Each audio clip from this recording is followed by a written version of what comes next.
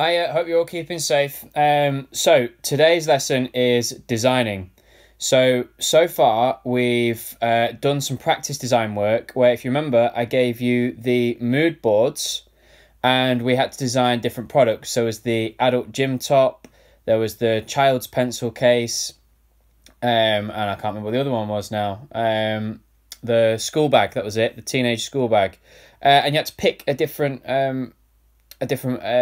mood board to do it from. So we had Chinese New Year, we had the Rio Carnival, we had Holly.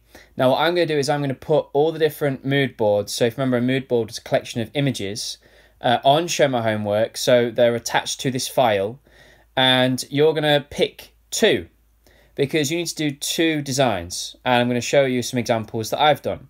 So first thing you need to do is you need to pick a target age range. So here's my design.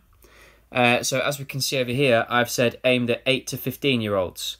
Now that's quite a big target market. If I'm being honest, what I should probably do is I should probably replace that and say that this is probably more for 11 to 16.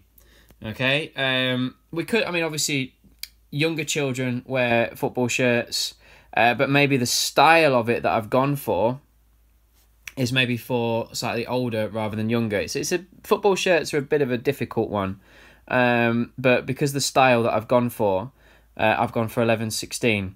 So what I've done is this has been based on Chinese New Year. So you can see the yellow and the red that, if you remember, featured heavily in the mood board. And if you remember those Chinese lanterns, so they were the ones that kind of looked a little bit like this, where they went round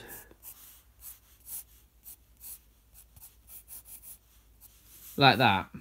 If you remember, they had like a sort of shape on them like this, okay? So what I've done is I've transferred that shape onto the football shirt, as you can see.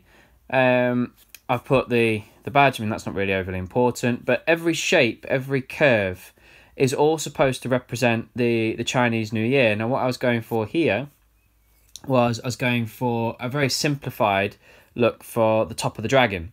And I could finish this off by maybe having a few more sort of coming round in here like this to represent the dragon a little bit more.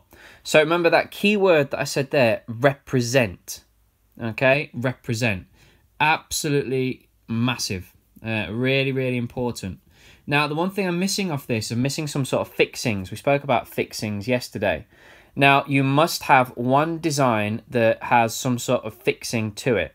Now, what I could do is I could, put on here some buttons. Okay, so I could do that one up there.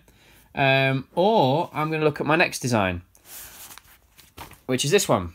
Okay, now this one is, as you can see, aimed at 4 to 7-year-olds. And this is supposed to be like a little girl's play dress. And this is designed based from the Rio Carnival. So the idea being is, you can't quite see the arrow on here anymore, but you actually have these wings that have little push pops on there, if you remember from the fastenings yesterday. And when they're flicked open, when they're open, the wings flick round, so the little girl can pretend she's a princess, fairy. So the wings wrap round to form part of the dress, and then you open those pops there, and out it comes. So it's got the fastenings on it. Don't worry about annotations at this stage. Don't worry about colouring at this stage. Notice, I'm not sure you can quite see, you can see it there. Notice my use of the cube for the 3D drawing. Now what I did on here was actually drew almost like an outline of a body, and then I used pen to go round the dress so that stands out. That's absolutely fine. You can do that if you wish. If you're going to use pen, make sure you're doing it nice and accurate, but always do pencil first. You can start adding some shade if you wish, if you can remember how to shade and how to render. As you can see, I've got my points that I taught you, my 8 points around the design, and I've chosen the light to come from this one here and that's why you can see it's lighter up here, getting darker, darker in this corner, etc. But I am going to show you how to do that in another video. The key thing with this one is no annotations, okay? It is all about the drawing that you do, all right? It's all about your design, the most imaginative design that you can, but one of them must have fastenings. Now, the next key thing that I need you to think about is, as I said, with each one, the age range, the target market. What age is it for, and is it for a specific gender? Because that will impact the way that it looks, okay? So, that's your task for today. I want you to produce 2 designs. Pick a target market. You can do it both on the same page. What I could have done is I could have done these here, one on one bit, one on the other, and had it like that. That's absolutely fine. And then you might want to use your book that has the lines in so that you can then do your annotations later. But I'm going to talk you through those annotations in some lessons to come. Okay? So today's all about working your 3D drawing and about producing those designs. Don't forget they must be inspired by a festival. You can see this one is based on the Rio Carnival.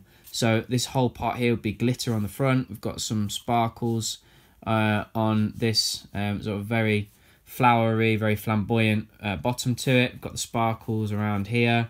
And then the wings, obviously, we saw them on the Rio Carnival mood board as well. So I've got Chinese New Year and Rio Carnival. So it's 2 designs based on 2 festivals for 2 target markets. Keep safe. Good luck.